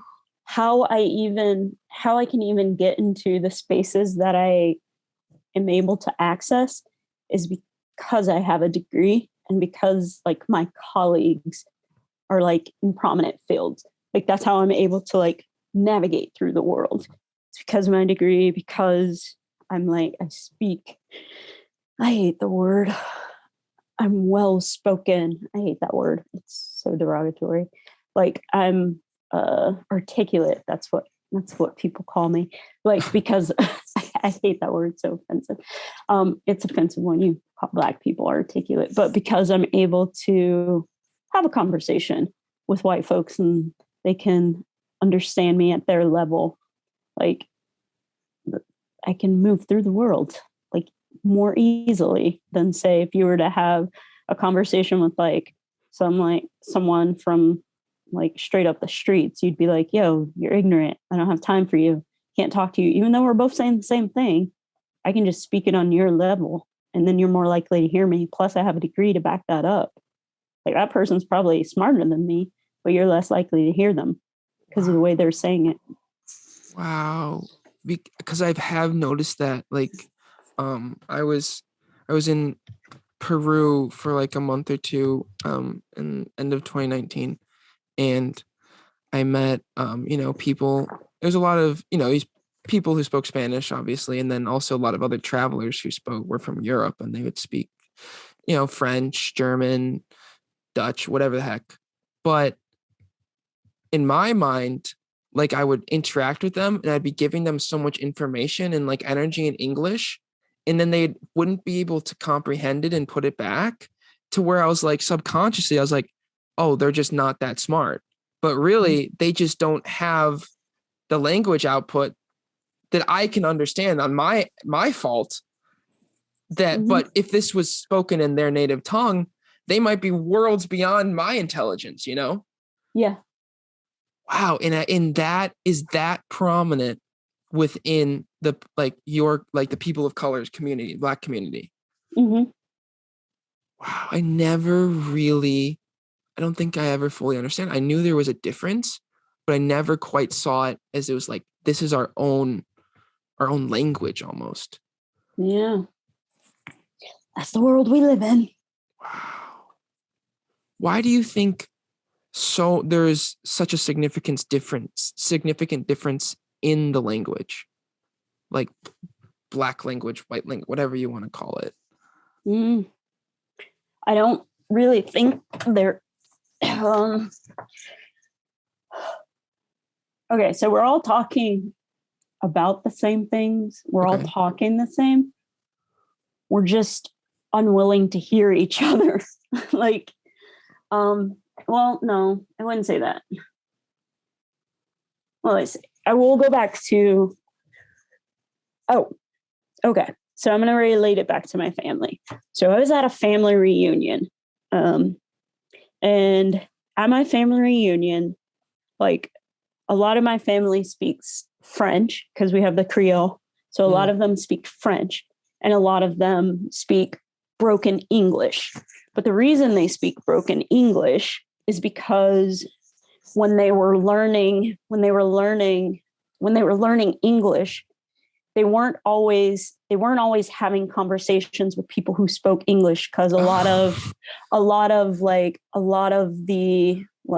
them had like lower jobs. So some of them were slaves, and then they were hearing conversations. So when they were slaves, they were hearing conversations, but they didn't always hear the full words that were being said. So they were hearing it differently. So that was almost like broken English. So they weren't hearing the full words. And then a lot of my family were also speaking French. So if you mix the French with the English, you get a lot of broken words that we use now. So it's like almost broken English, but it's also broken French. So it's like a mix of two different languages put together. But if you have both of those, like if you were ever taught one language consistently, and like if your parents use the same language, I don't know, it's just like we're all getting subsets of different language. We're all using like different words to describe the same thing. And if we all just were consistent in language, we wouldn't have this problem in the first place. So do you think we need a universal language? No, we probably shouldn't have. We probably should not work so hard to keep schools, like, I guess we're still working very hard to keep schools segregated. Because we're working hard to keep schools segregated, some people are getting different education, which is giving them access to different words. And because of that, you know different words than some folks. And then because you know different words, you're quickly to look down on other people who don't know the words that you know, but then they were never taught those words. But it's not that they're incapable of learning those words, it's just they were never taught those words. So they just have a different set of words. Right. But they were never giving access to your words. My set of words. So it's like you have one word list, we have another word list. We're going off the word list that we were giving. You're going off the word list that you were given. But in a way, my word list is more valued or something. Yeah. Because someone told you yours was of more worth. Wow. Except for when it comes to our music, then y'all are like quick to be like, oh, yeah, we're going to take that. We're going to take it. We're going to use those words because those are the people that we look up to. But you're quick to use those words. But then when it comes to talking to people that actually use similar words, you're like, oh, those people don't know what they're talking about. So much. You go ahead.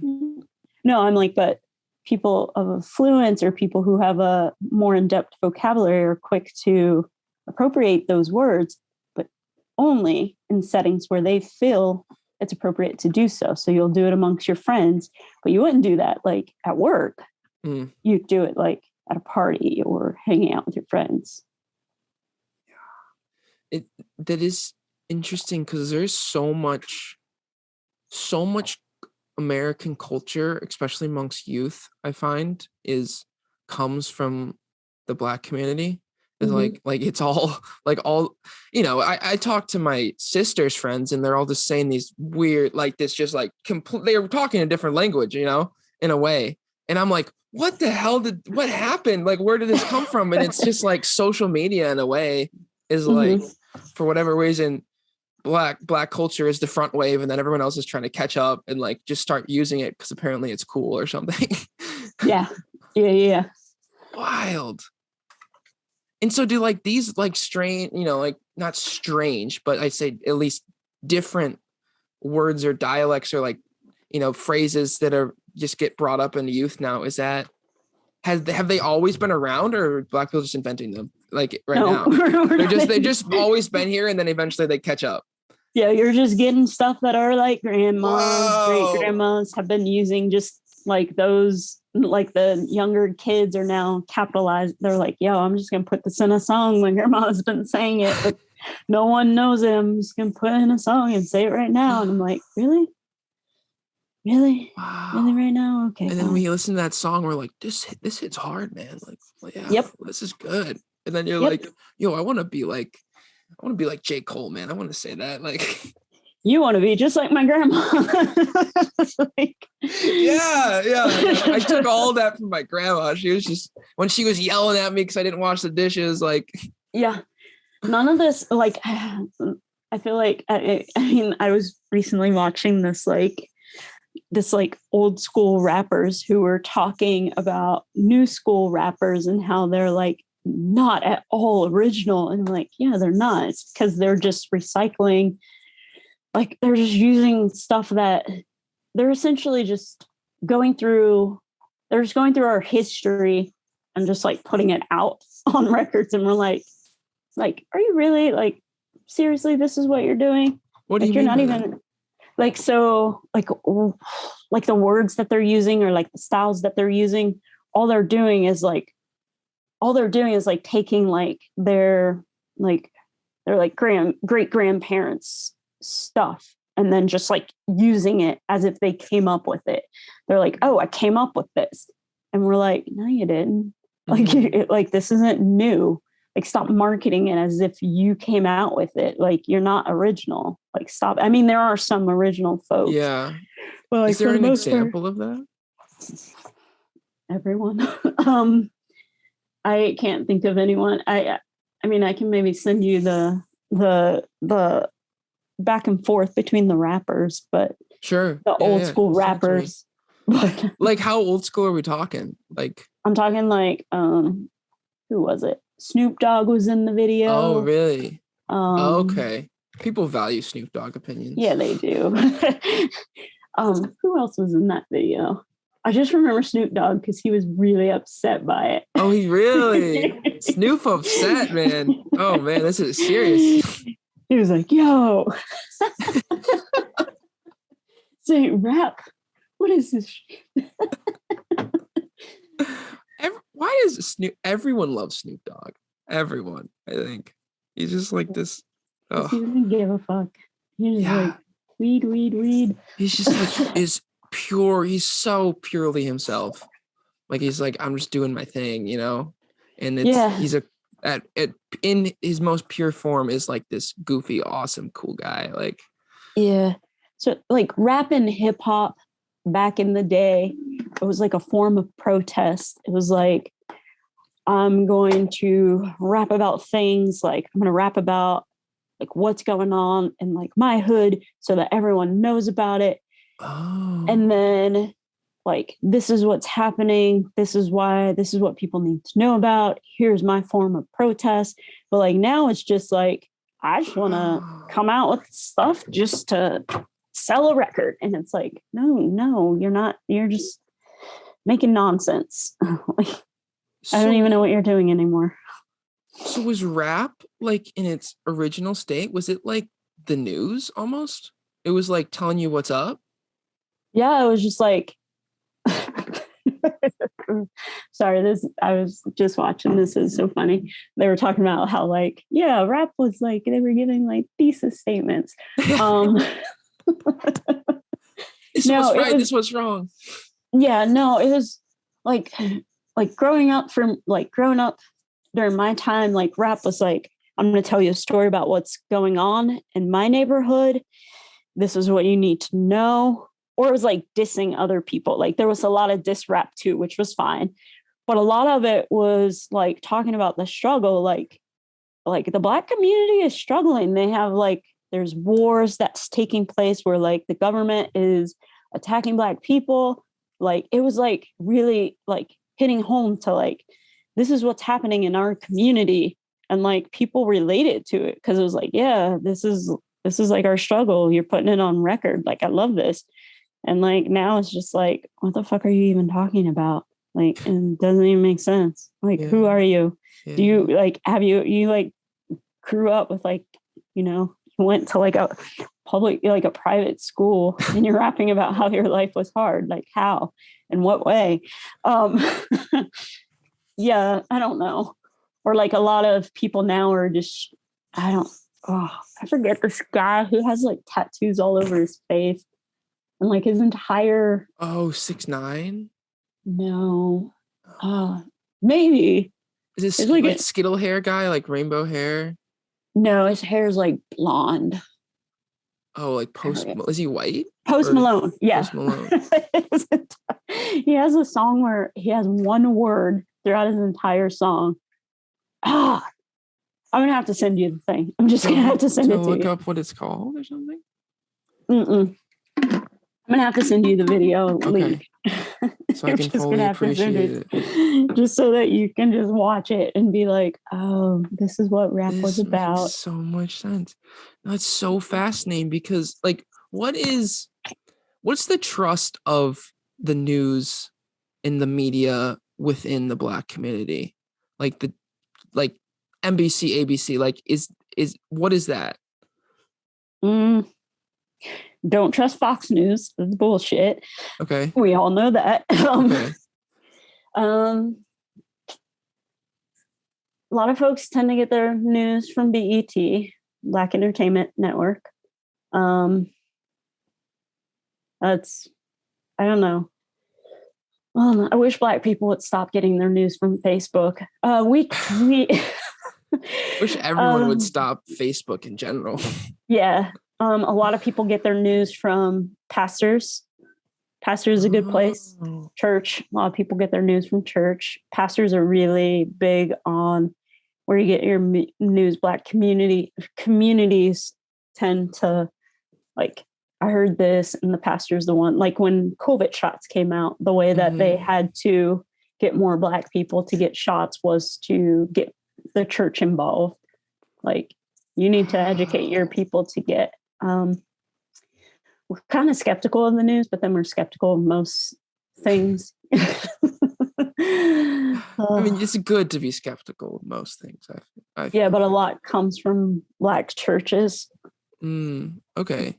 Trust the church. I don't trust anybody.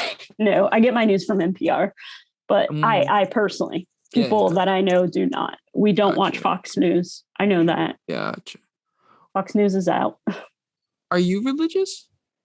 I believe in a higher power. I do not believe in like church, giving my money to a church, praying to God, reading the Bible. I don't believe in that.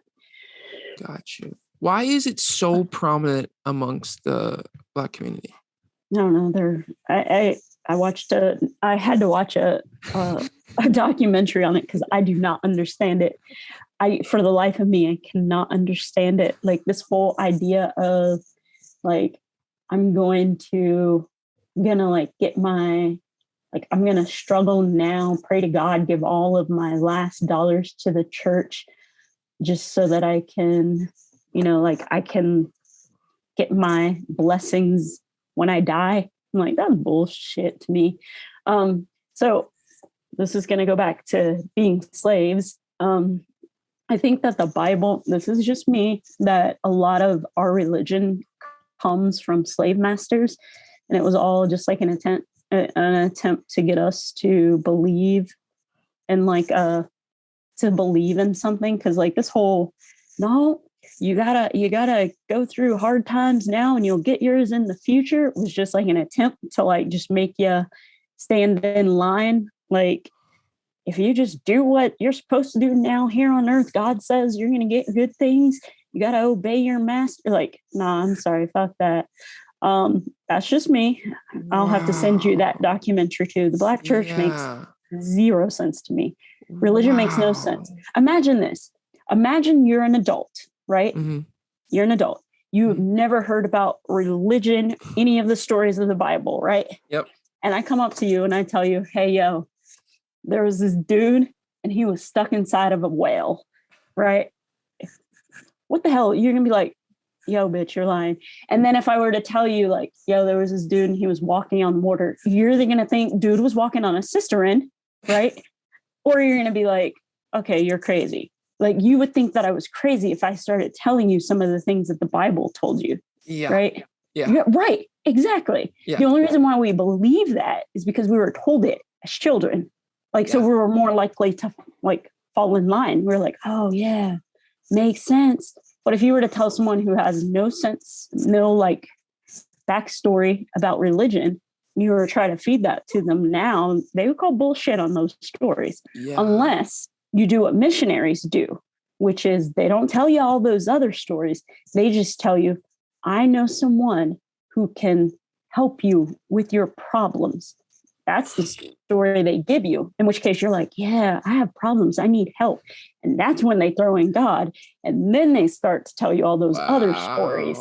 And then you're like, oh, well, yeah, now that I believe that someone could help me with my problems, I got to believe that this dude can also walk on water, feed someone with like 12 fish and like a loaf of bread. I got to believe that now since I believe, like, I'm sorry, no. Yeah, it's just basic economics. You're creating a demand. Yeah, you're like at that point. A reliancy, right? Yeah. And then, wow, that's funny, actually, because that's the same thing I say in a way, is I'm like, yo, if there's some kid, a feral child in the woods, and then he never will he be like, yo, shit, bro, there was this baby and it was born from this woman who never had sex, and they're in like this barn and there were donkeys there, and then this dude, he like made like mud turn into bread and water and shit, and then he like fed everyone and it was awesome, and he like made somebody not blind anymore. It was like, what the fuck? How the hell? What? Dude's gonna be like, I'm going back in the woods. This is a crazy world. No, the fuck. Like he could never think of that. He would never think of that reality. But what I say is like, oh, he might be like, yo, that thing in the sky, that big bright thing, that's making me warm. Is that making those green things get bigger? Yeah. What's this whoosh going past my face? That's powerful. It's like blowing me back.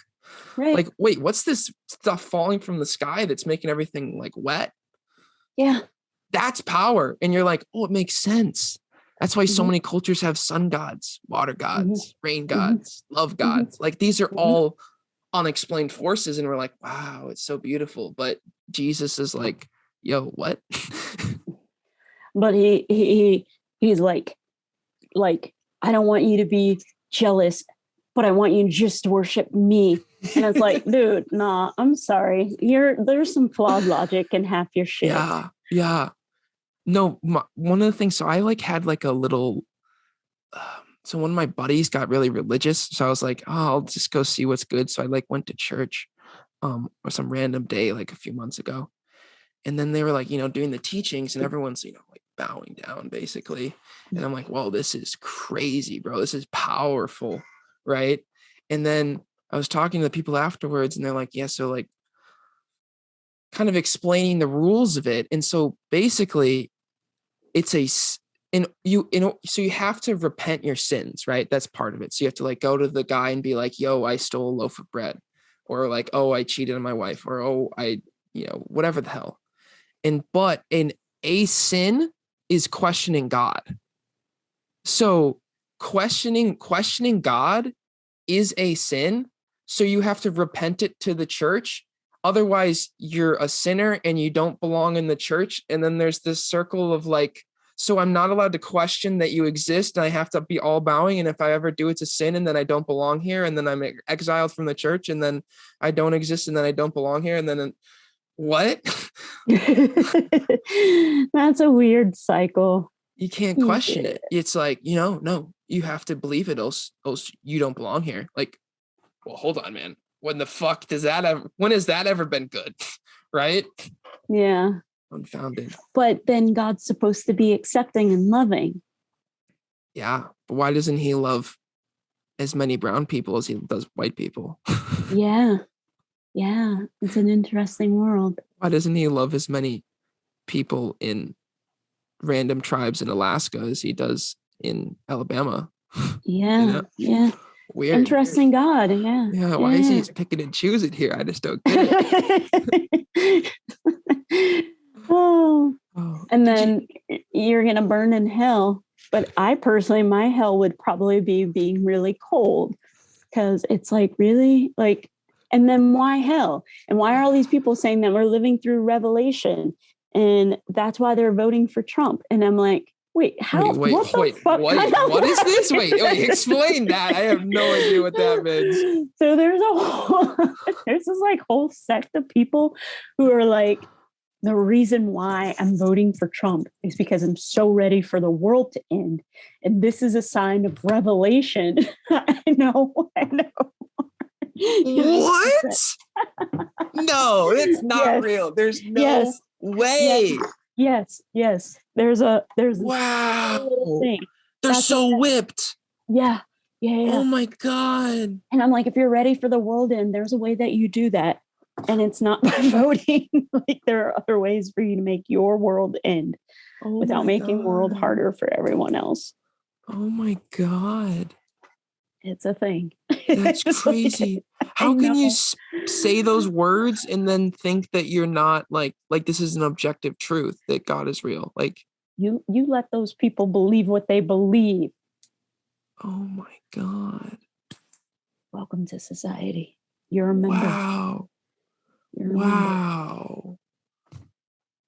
But see, and going back to our original, if we were in a collective community, we could have these open, honest discussions with one another and get to a point where we could be like, hey, let's think about our logic. Let's think about why this doesn't make sense. Like, let's work through this as a community, right? Yeah. And we've lost. Together. We have. How do we get it back? How do we get it back? I don't know. I mean, there are some subsets of our community that have that community. They're just very small subset. We model those communities after the larger community. I don't know. Like, there was this entire town who, they got so tired of not getting their rights. These Black folks got so tired of not getting their rights that they essentially found a town. They got a town. They got so many people that they created their own town. So they have their own little town filled with Black people. I'm like, that's what you do. And it's like in Williamsburg, Brooklyn, the Hasidic Jews, they have their own they have their bank, their own school, their own like Wow. Like, Google that shit. Like, that's a Wow. community. Like, that's what I'm talking about, a community. Williamsburg, That's what? Williamsburg, Brooklyn. It's like Hasidic Jews. Like, that's a community. They have their own bank. They work together. They go to school together. Like, the businesses work like, that's a community. Thrives together. Wow. That's how you make it through your life. So it's possible. They have the shared beliefs, shared values. Yes, we can. So we're talking like, right.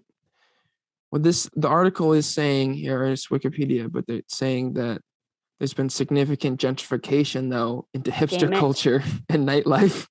Okay, so since then, it's a center for indie rock and electro clash now. Okay, well, they had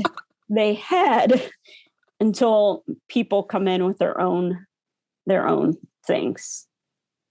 Yeah, bastards. Sorry. Consumerism. It was cheaper to live there, I guess. Wow, interesting. Yeah, there is that thing where, you know, people of the same background like to get together, like Chinatown, like, yeah, you know, any little India or little Italy or all of those places in these cities that like, you're like, whoa, wait, hold on. Why is this one block look like I'm actually in China? You know? Yeah. Like, what the heck? The buildings are different. Everyone looks different. Everyone talks different. All the restaurants are different. What the heck? Yeah. Crazy. Yeah. Yeah. So part of like what your biggest message you said is, you know, you're trying to get more people into hiking, more people that are disadvantaged, more people that are just generally not hiking into hiking. Not into hiking, just into the outdoors. In the outdoors. You don't even need to hike. Just go outside. Just be out in the outdoors, away from your technology, just outdoors, reconnecting with nature. Why are people of color less likely to be in the outdoors, and how do we change that? So it's not that we're less likely to be outdoors. We love the outdoors. Like, we have cookouts that takes place outdoors. We go to parks that takes place outdoors. But when we do those things, people often call the cops on us. Like, those people are typically white. Like, during Juneteenth holiday, Juneteenth, the very first thing that those slaves did when they were told, hey, you're free, they went and they were like, let's go celebrate. They went outside. They were like, let's celebrate. Like, the outdoors is like what we do. Like, we thrive. We are connected to the land. We love the outdoors. Like, we're connected. Like, that's what we do. And like, somehow over time, like, I think perhaps through lynching, like people taking us outdoors to do like nasty things to us, we've gotten to where we've lost that connection. Like, we've been told, like, hey, you don't belong here. This is not your space. And they've done the same thing with like indigenous folks. They've tried to like steal their land, steal their water, like still like take. And it's like, no, this belongs to all of us. Like nature, that's not how nature acts. Nature isn't that way. And it's like, if we can all just reconnect with what we're already like, what's ingrained in us, like all of us as people, like, we need the land. Like, if we can all just go back to that, then like, we'd all be in a better space. Like, we'd all be better people. And that's my mission. Like, hike. Hey, Black person here. Imagine what the world would be like if there were more Black people out here. Like, and like I said, how I'm able to like kind of like camouflage almost, like I can talk to anyone from any parts. Like, I just talk to people naturally. Mm-hmm. And so I feel like that is kind of like a blessing where I can talk to people from different backgrounds. So if people see like me and they're like, oh yeah, Black folks aren't that bad. Like, I'm able to like kind of camouflage myself in society where they're like, yeah, Black people, they're like easy to talk to. It's great. So like I'm kind of using like what I'm like gifted at to like show myself as like, hey, representation. Like, this is what Black people, like, look, we enjoy this. We're friendly. Like, this is what we do. So I'm using what gifts I've been given to like, hey, let's do this. Let's get more of us out here, like thriving, being in nature.